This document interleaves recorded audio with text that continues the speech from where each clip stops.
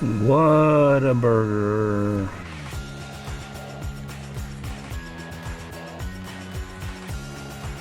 Hey, how you doing? I am staking out Whataburger in Lee Summit, the brand new Whataburger. It's a Texas restaurant chain, and I guess they haven't been up here in Kansas City, and there's a big buzz about them coming, and expected to be huge crowds and traffic jams and everything. So I'm here to just see if anybody shows up early and go talk to them. So that's Whataburger. We went to Whataburger in Corpus Christi over the summer. It's not the first time I've ever had Whataburger. I had it back when I lived in Texas temporarily for tech school when I was in the Air Force. And I tried a Whataburger in Wichita Falls. But here we are, Whataburger. Glorious morning. Same temperature as yesterday, but the wind isn't blowing as hard. This is the scene of an officer-involved shooting. Happened at 11 last night. Somebody tried to elude the police. Ended up with them shooting at them, but missing. Nobody was hurt as far as we know. And the car got away. We're gonna give this place a try. It says Yummy's Donut Palace.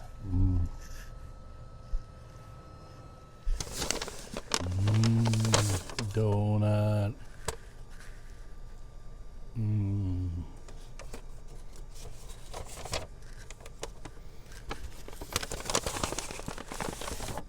And I got a biscuit.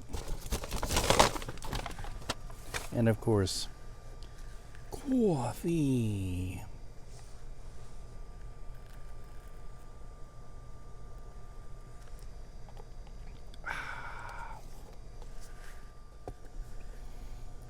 This place seems to be really popular here on this corner. Steamer.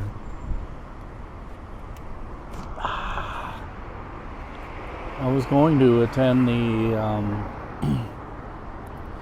last art class at the church because it was on stained glass, the stained glass in the church, which I'm interested in, but the missus wanted me to bring the dongies tonight because she was going to be late, so I'm going to have a little steamer and walk the dongies here in Chessport. Right, dongs? Right? Is that good for you? I'm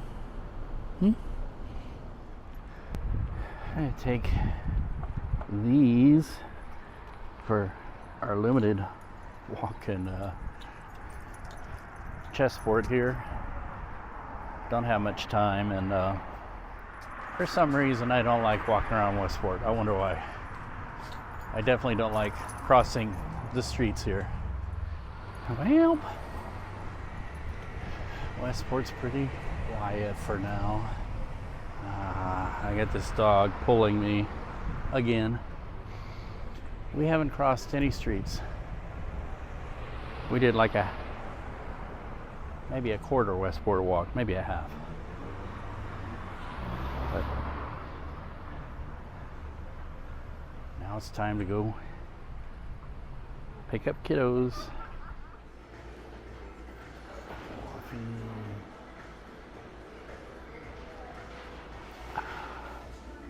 It's been a slow night tonight, so not much happened. Except the weather changed. It was in almost 70. Walk around in short sleeves, and now it's in the 50s. So quite a shift. This was our live shot, and it was a pitch black building, so I put some lights up. I love these aperture lights. I gotta say it right. Aperture, not aperture. And there's a kind of my fill light, and made this into a nice little active live shot. And there's another light there, and then I have my main light from the station to light up the whole scene and act as a backlight. And yes, even the barber pole was not lit. So I put a little red light on that. And now the sun is coming up. Another beautiful but cool morning. It's right at freezing, according to the weather people. I'm in the crossroads, and I haven't done this in years. I'm going to a concert, actually. Dan Wilson and his orchestra, which Dan Wilson was Trip Shakespeare. Probably one of my favoriteest bands of all time. And they were playing, so I just had to come see them here at the Record Bar. It's been years since I've been to a show, and last time I was at the Record Bar, it was in Westport.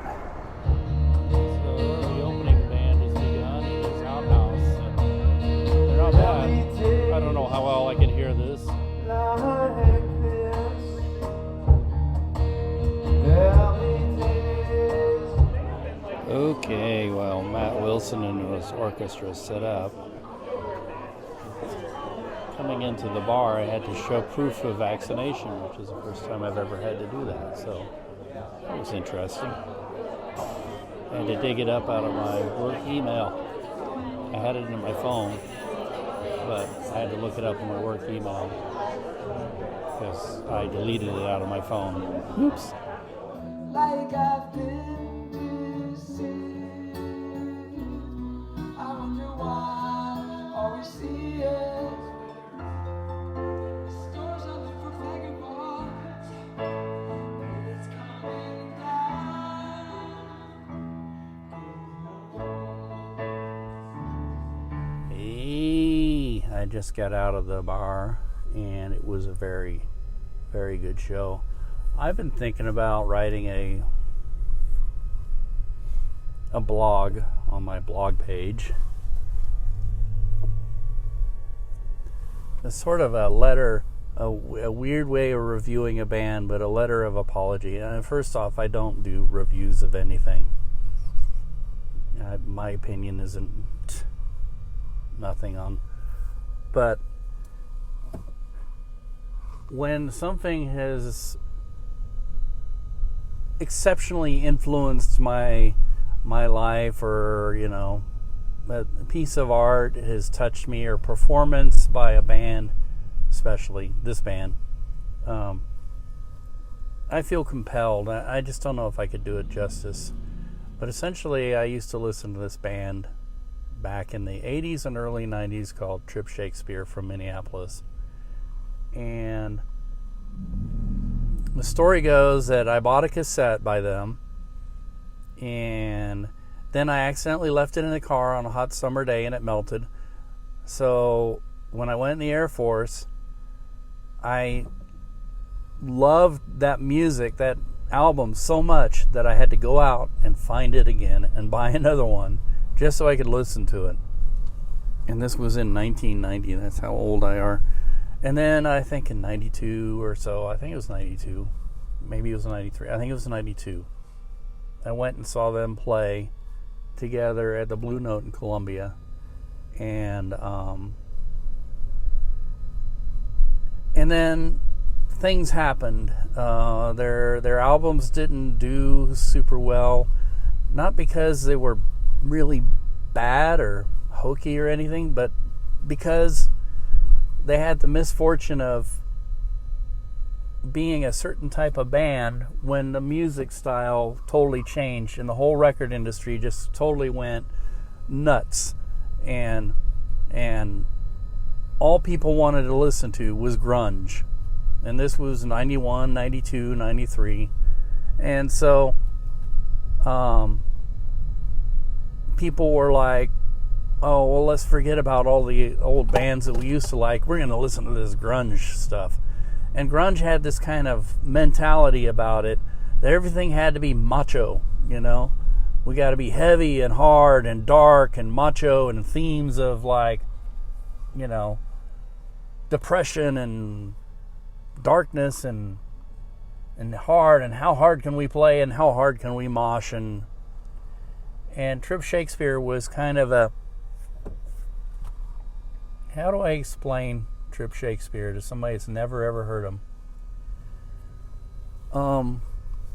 Very intelligent, kind of a jam band, but not like bands like Fish or Grateful Dead. I wouldn't even put them in that category. A lot of hippies might like them, but they're not in that category either. They were, I don't know, they're really hard to describe.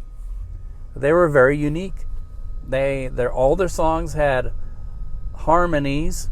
Matt Wilson, who formed Trip Shakespeare with his drummer, and her name is slipping my mind. She was unique too because she played the drums standing up.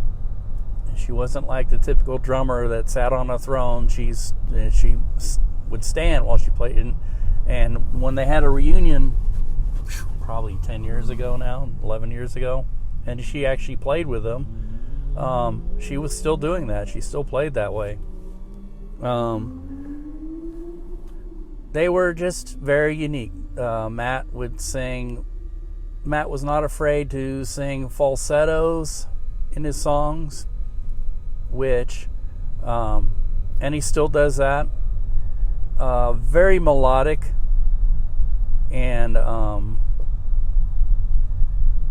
you just don't find bands like that hardly anywhere anymore, and they're really missed. I'm not getting choked up. I've been fighting the remains of a head cold that I've had that I caught from the youngest kid. And, this stuff remains with me forever. The coughing and the... But, yeah, so... And, in the past... Since 2017, when I left Channel 4... under bad circumstances, I've been really having to manage my depression really hard, and then I came into working, thankfully, at a place where the people seem to be a lot of the people, especially the management, seem to be a lot better, a lot more adept at dealing with people, and but I was working in a role that I felt I wasn't very good at, and that I was not necessarily, the work I was doing was not necessarily very much appreciated, although I know in retrospect it was when I did it well. One of the rare times I did it well. But, and the pandemic hit. Can we say pandemic? Beerfluenza epidemic hit, and basically I was stuck in a cave, and and you go back and you watch my videos, you could see that I was making jokes about being alone with the ghosts in the building because I work overnights, and I was down in a cave, isolated. There would go weeks when I wouldn't even see another human being at my workplace, and I know a lot of people have to deal with that, because there are a lot of people who work from home and never saw anybody in the workplace either. So, when there were times when I was waiting on scripts to come in to edit and stuff, having access to the internet and everything, I would kill time and keep myself alert and awake by playing videos. And I got into some music videos, and that's when I saw Matt Wilson and his orchestra. And he has a song called When I Was a Writer, and it really connected with me because it was exactly what I had been going through. This feeling of, hey, my best days are behind me, and the muse has left me, and I'm completely alone and lost and not appreciated, and it in a way, even though it's kind of like this down song, in a way, it made me feel better because it's like, hey, here's this other person who's obviously dealt with these same feelings and emotions, and wrote them down in this nice, very beautiful song, and is getting through it, is managing it, and it helped me along, and other things helped me along too, other ways of coping. And so I guess this is sort of like my review, and I wanted to start out by saying that I'm sorry to the band for abandoning them in the early 90s, which that's not completely true. I just moved on to other interests in life and lost touch with a lot of musical things that I used to, but I came back to it, and it was funny. It was kind of like, man, I used to really like this band called Trip Shakespeare. I wonder what happened to them. I wonder what they're doing. And I checked in on them, and I discovered Matt Wilson and his orchestra. And I never knew, this is funny story, I never knew that Dan Wilson was A, his brother, and B, wrote the song Closing Time, which I like. And it's hilarious because the song Closing Time also sort of hit in a time when I was feeling alone and depressed, and it kind of made me feel better about things. But also, I've discovered that when I talk to a lot of people who work in bars and restaurants and stuff like that, mostly bars, they hate the song. And the reason they hate the song is because every time it's closing time, somebody decides to play Closing Time, and they are just so sick of hearing it. Even though it's a great song and everybody loves it, people who work at bars and stuff don't like Closing Time because they always feel. And then it was funny, I kind of rediscovered Trip Shakespeare and was playing Dan Wilson, and I played Closing Time, and my wife was like, oh my God, I can't stand that song. And I'm like, what? It's a great song. I love it. She said, yeah, except that I used to, when I ran my business, which was a cyber cafe in the Philippines, she said, every time we were shutting the place down, somebody would play Closing Time, and I got sick of it. Well, I think that's hilarious. But anyway, the Wilson brothers are very, very talented, and they surround themselves with talented musicians. Check out, there's a Christmas concert they do annually in Minneapolis, and it's run by I should know this. It's run by a band that the bass player for Trip Shakespeare is in, and they always play Snow Day. They always play that song, and they always make a big production out of it. And it's an annual Christmas tradition in the Twin Cities, and it's kind of a really nice one. And usually they put it on the PBS stations up there, and the news standards. And the news standards are interesting because the piano player for the news standards is the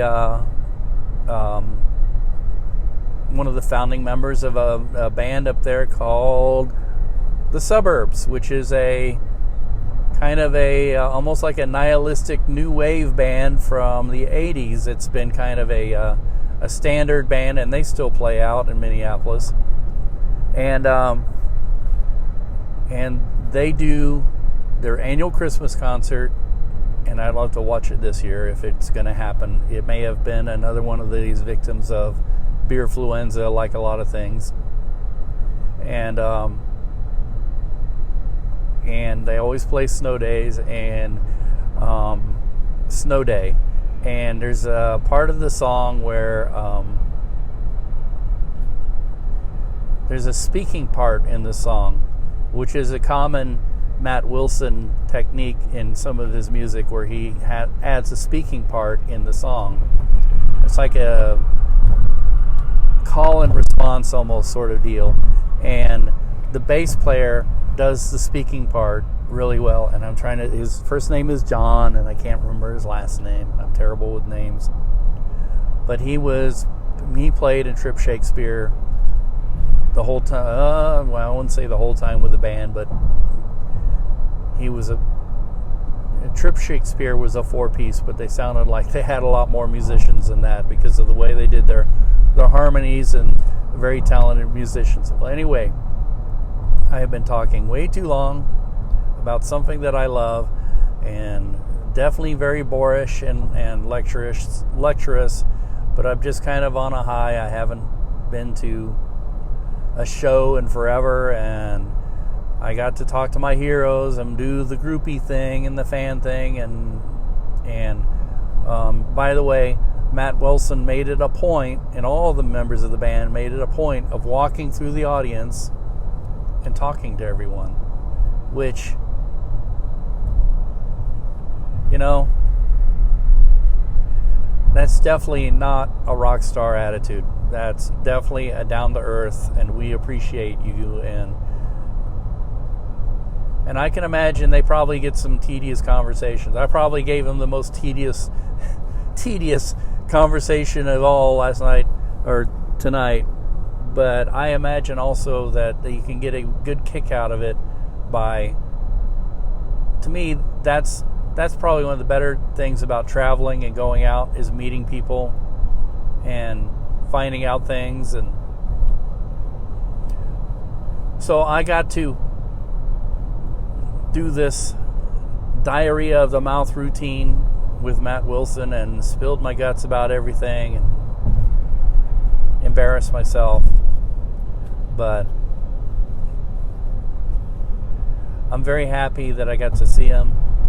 And I don't know what, 1992 and 2000, what year is this? 2011? No, 2021. That's when you're real truly getting old. The years, you can't even believe how many years there've been. That's about 30 years. Damn. Jeepers. Anyway, I'm almost home. Call it a night. I've abandoned my kids, and I can't leave them alone too long. Although I hope that they've been good and they did exactly what I said, and they went to bed and everything after watching their movie. So, and the missus who couldn't come along with me, and she would have loved this show. She would have fallen in love with this band. She would have loved it. She would have really loved this show. But she has to work tonight. She's on call, so it's too bad. Anyway, I gotta say, hee hee.